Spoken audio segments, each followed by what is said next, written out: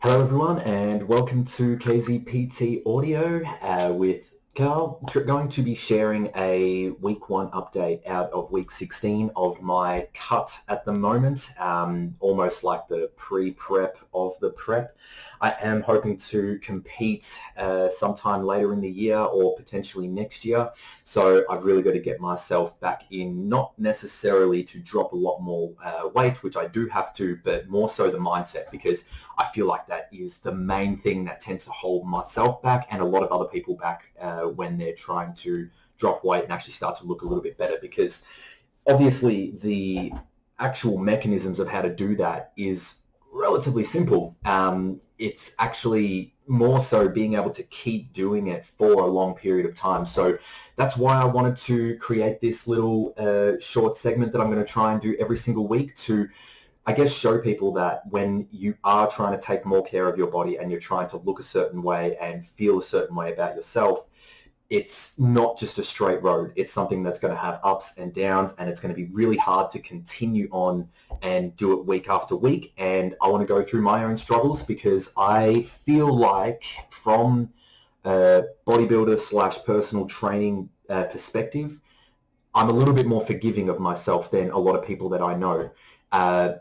With a lot of people that I work with and a lot of the things that I see is, people do so well for, 1 week, 2 weeks, 3 weeks, and then it only takes one night out, or it only takes, missing a few days of training to feel like you've gone completely off the rails. And I don't like that about training and about this journey, because I believe that every single day you get into the gym, every single day that you're able to stay on track is a day that no one can take away from you. That's something that you have done for yourself, and no future stuff ups can change the days that you got right.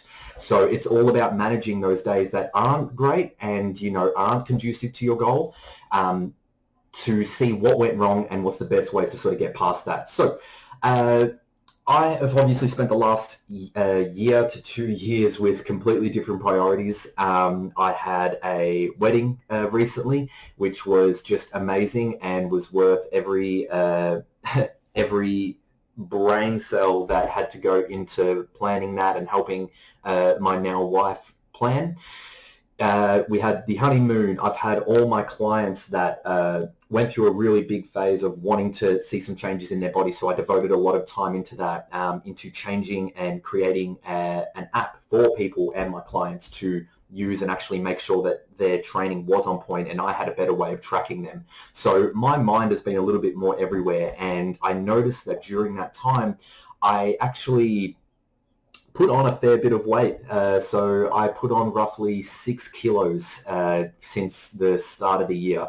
Coming into my wedding, I did do quite well, and I was able to drop down to around 83 kilos, 82, which is where I feel quite comfortable. I don't feel too bloated. I'm not holding too much body fat anywhere. I feel comfortable in clothes, and especially like shirts and blazers and stuff like that. I feel like it looks okay. So I worked really hard to get to that point, and then once I feel like I hit that date and the wedding happened, it was just very hard for me to then continue on and to, I guess, keep that as a focus for myself. I really sort of started to shift and focus on everyone else and other things. So this is me trying to make sure that I'm doing all the things that I tell my clients to do on the outside, and I want to put this in a way that can be relatable to every single person who isn't 100% comfortable in their skin right now and is looking to change. So I'm going to try and keep this short, which I'm not very good at doing, but look, let's basically just go through the facts. I have started last week on this. I guess I don't want to call it a cut, because I believe that training and your fitness should be a part of your lifestyle. It should be a part of your personality. So this is just something where I'm just trying to shift the priority more back into it. I started this journey at 89.7, which is quite heavy for myself. I wish I could hold this weight a little bit better and look a little bit tighter, but especially around the stomach and everywhere else, it tends to not look too good. So I am trying to get back down to that 82, 81 in an approach that I guess is sustainable. It is a way that I'm changing my lifestyle and my personality so that I binge eat way less. You know, my training always has intent and purpose, and I feel strong when I train. So making sure all of these factors are in. And so this is where I've made the decision to start last week, and we are now 1 week in, and this is the update. I lost a total of 400 grams, which, you know, it's hard. I get so many people that, you know, if they lost 400 grams in a week, they see that as a failure. And I can see how easy that is too, because I was hoping for a little bit more of a loss there, but at the same time, I don't think I quite deserved it. And we're going to go through what went well and what didn't go well to approach that. But 0.4 kilograms lost, 400 grams off the scales. Really not all that much, but it's still within the realm of what I consider a good rate of loss, especially with someone like myself who really also wants to hold on to as much muscle as possible. That is an appropriate rate of loss. So I always tell my clients somewhere between 0.3 to 0.8 kilograms, so 300 to 800 gram loss per week is pretty much where I want it. Any faster than that, and it's almost impossible for it all to be coming from fat. So I'm not looking to lose anything else. I'm trying to make sure that every gram that I lose is as much from fat as possible so that my lean tissue and everything else that's important to me stays, and I can look my best when I get up on the stage. So 400 grams. My food was a little bit better. The thing with me is that I guess I'm not a huge eater, especially these days. You know, a lot of that time I really was only having 2 meals a day. The one thing that has always stayed constant with me is that I get really anxious, or I don't feel comfortable if my meals do not have a high amount of protein. So every meal that I eat always has around 30 to 50 grams of protein. If it's a meal that I guess doesn't have that much in it, then I will always add a protein shake or add something to make sure that I'm getting that amount in. But I think a big part of this is to get more regular when it comes to my eating. So I have bumped it up. I'm making sure that breakfast is getting in every morning. I am trying to keep the calories at around that 2,000, even a little bit under, around that 1,700 mark. I find that starting off that little bit lower in calories really helps me in being able to just feel better and actually take that I guess those first couple of weeks to feel hunger again. You know, some people don't work well with that, and you know, a big part of it needs to be regulating that appetite, because as soon as you start to feel hungry, boom, all the food starts to come in. And me, I almost see it as like a little bit of a challenge to myself. You know, like when I do start to feel that hunger, I almost embrace it, and I want to feel that, because there's a part of me that goes, yeah, that means, you know, I'm doing well. I am dieting correctly. Now, is that the best approach to take? You know, it's really going to be different for everybody, and the psychological aspect of losing body fat is a big part of it. So that is what I've tried this week, and it obviously worked. You know, it was in between that 0.2 to 0.8 kilograms lost per week. But what I did find was, by lowering that amount that I was eating throughout the day, I really started to feel my appetite increase as it approached nighttime. After dinner, I'm sort of laying there on the couch or, you know, in bed, and I'm not even all that hungry, but I'm just craving. And especially when you haven't got the best foods in the house, like chocolate or, you know, any of those other snacky type foods, it's way too easy to essentially get into it and overeat in those periods. So that's going to be a big factor for me going into the next week, is really trying to regulate how much I'm eating at night. That seems to be my huge downfall. And the only way that I really find that out is when I actually try and stick to something. And I have to be honest with myself in those periods. There's no point me, you know, it's very easy to justify it because, oh, look, I'm eating low calories the rest of the day. What's a bar of chocolate, or what's a square going to do? But I need to know that I'm not really in control of that emotion right at the moment. I can't control myself from going into the sweets cupboard at night. And so that's something I really have to focus on for the following week. What else have we got here? my sleep is getting a little bit better. So I actually tend to only really go off 4 to 5 hours of sleep a night. I normally feel pretty good on that, but is that the most effective for weight loss? No. We do lose most of our body fat while we're sleeping. So I want to maximize that as much as possible. However, starting at 4 or 5 a.m., it's something that I really got to get used to in actually falling asleep that little bit earlier. But I really want to focus that also, not just throughout this next week, but over the whole period, because when I have that in check and I'm getting between, 6 to 9 hours on average every night, your body will instantly start to look better. My body instantly starts to look better. So that is another thing that I'm trying to focus on for the next week. My training was actually fantastic for this week. Usually, or should I say over the past, say, 3 to 4 months, my training has been very bland. I just sort of go through the motions. I struggle to make a session go longer than 30 to 40 minutes before I start to just lose focus and I start to lose intensity and just everything feels like it's fallen apart. So I always trained, even when I was on my honeymoon, all throughout the stress. That's always been a de-stressor for me. However, it just didn't have that same intensity that I'm used to. And I think me actually telling myself and, putting it out into the world that I'm going hard right now and this is now going to become a priority, instantly was able to increase that intensity again. Every single session this week I've left really sore. My legs are still sore from about 3 days ago. So that has been an absolute great factor of all of this, and I can already start to feel changes in my body. And I think that's one of the harder things as well. I went to go take a photo and a progress photo to put up for this weekly update. However, I don't feel like I've seen enough change yet for me to feel really confident in that. So I get where other people start to feel that as well. So my training has definitely helped, and I'm feeling under the body fat a lot leaner and a lot tighter, which is fantastic. But I want to really keep that going throughout all of this. The motivation is high to do that, so I'm going to keep pushing it as much as I can. Now, even though I'm struggling with the food at some aspects, the one thing that I am really happy with is the amount of protein I'm getting in. I'm getting more in than I probably have ever this year. I'm making my own protein shakes. I'm making sure that, steaks are always cooked and sitting in the fridge for me, ready to go. So I guess just taking more of,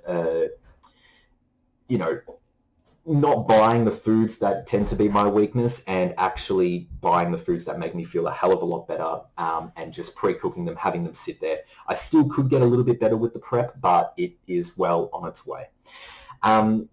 Now, I guess the main things that I'm really going to have to focus on for the next week is bring in more cardio. I told myself that I was going to do 2 to 3 sessions of cardio each week. I only managed 1 for this week, so I really want to bring that up because I know that makes me feel better. I was playing basketball, which made it so much easier to get all of this in, but since that has stopped since the start of the year and all the COVID stuff, I need to make more of an effort to actually move more, get the steps up. I'm tracking it at the moment and it's sitting at around 7,000 to 8,000 steps. I tend to feel the best when it gets closer to the 15,000 steps. So I've got to double that somehow. So that's going to be a huge focus on for the following week.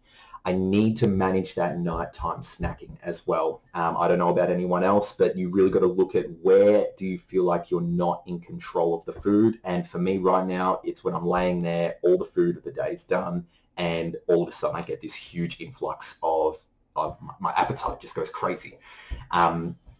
So I think what I'm going to try for the next week or so is to actually move one of the protein shakes that I'm having throughout the day and put that after dinner to make sure that I'm, still getting in the same amount of protein, but I'm also satisfying that appetite a little bit later at night.